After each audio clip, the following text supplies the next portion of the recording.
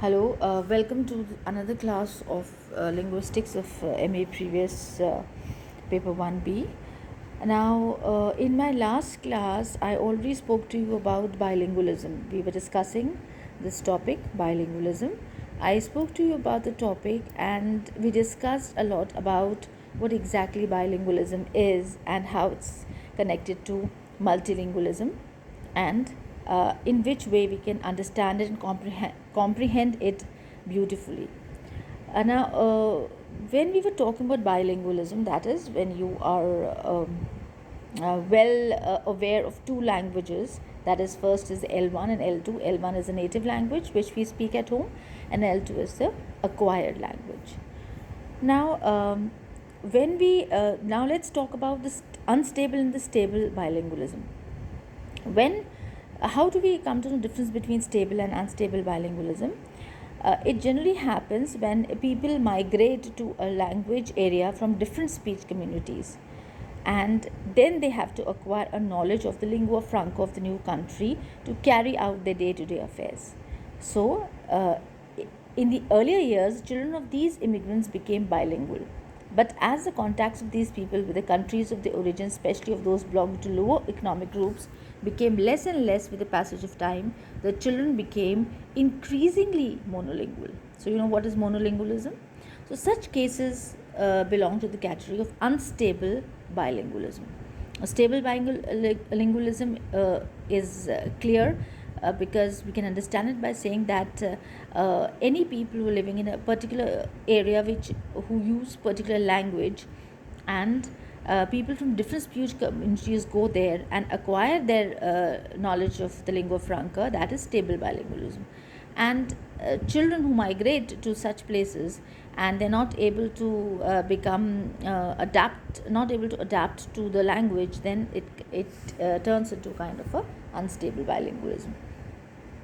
Now, there are other cases also where the immigrants from a large, well knit group and have their own industrial, commercial, cultural cases, and even their academic institutions, their children are able to maintain their original linguistic identity even if their children go to acquired native speaker proficiency in the dominant language of their country of their adoption. So that is, they are sticking to the L1. Basically, this means that such people maintain bilingualism, which passes from generation to generation and is therefore rightly termed as stable bilingualism. So, the meaning of the word itself is clear to you. What is unstable and stable? Stable bilingualism, of course, is there when they are able to maintain the bilingualism of their own children, even if they have immigrated to other countries and they're not able to forget their original linguistic identities. Now, most of the ancient immigrants to England are an example of this stable bilingualism, as they could maintain their original linguistic identity by living in compact social groups of immigrants speaking the same language, that is, the same mother tongue, and by simultaneously acquiring proficiency in the dominant language of their own homeland. So, this is the way we can understand the stable bilingualism, when they're able to maintain their own linguistic identity and they're able to even speak in their mother tongue, the native language. Now, on the basis of language use, there are some bilinguals which have been kept into three categories, or we can understand just in a simple way that you have compound bilingualism, you have coordinate bilingualism, and you have subordinate bilingualism. We just have to understand what exactly do they mean. We don't have to go in much detail. A compound bilingualism uses two languages in their complementary roles. Now, compound, you know the meaning of the word compound itself means adding two things together, bringing two things together. So, here we're talking about two languages which play their complementary roles. They have two separate and non conflicting sets of attitudes and views towards them. For example, most of our England returned politicians during the freedom struggle belong to this category. So they were compound bilinguals. They had acquired near native speaker proficiency in English, and in their interaction with Englishmen in legislatures and other fora, competed with them or even had the better of them in debates and discussions and polemic writings and correspondence. But these very persons, while making mass contact towards, spoke the language of the common man, which could be of any vernacular of India. So this is the example of compound bilingualism that we are talking about.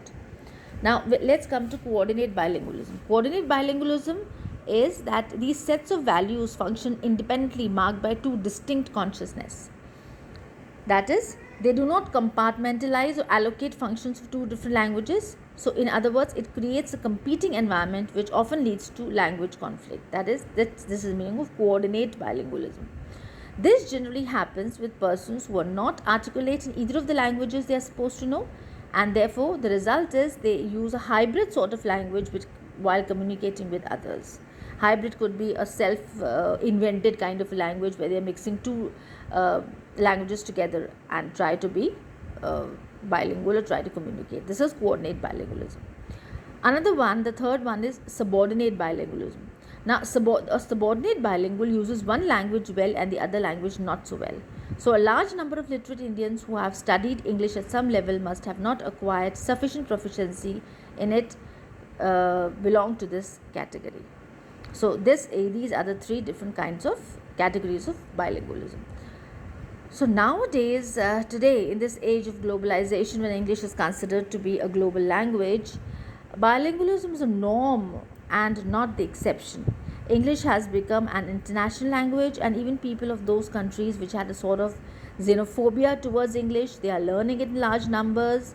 And in other words, we can say that bilingualism is also one of the factors which has contributed to making the world a global village.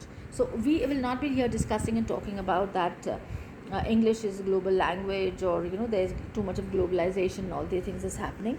Here we are only trying to understand in a very simple way what do we mean by bilingualism, and in which way we can give ample of examples. Now here we can give the examples related to Hindi and English. This is like a common thing. Now in coordinate bilingualism, you can give the example of English, that is, people use a few words of English and a few words of Hindi. And then even gestures, using your own gestures while communicating. But sometimes in some countries, it happens, some places where we go, that English also is not understood in a way, or not welcomed in a way, or not accepted in a way. Then the other person who knows only considers that English is a global language has just one option, and that is to communicate to the other person, or to inquire something from the other person, from the stranger, only through gestures and a few words. So we can understand this need of bilingualism is a must nowadays.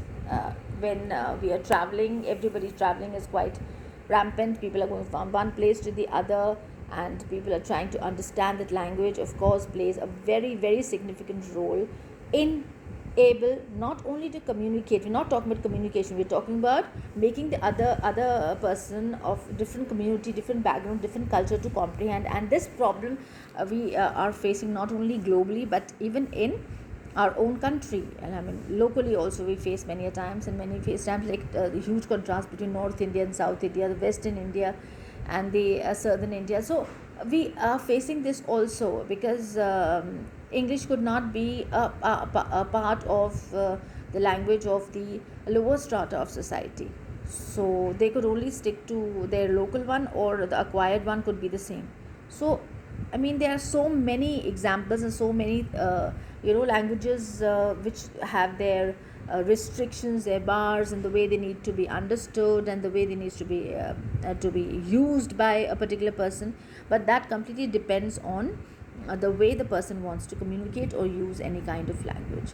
So here, of course, we can say that this line is absolutely true, that necessity is the mother of bilingualism. So you have to understand a language or two languages just on the basis of necessity, whether which place you're going in, how and when, where and which way you need this language. So I think bilingualism is clear, and we'll continue with the next topic about language in the next class. Thank you.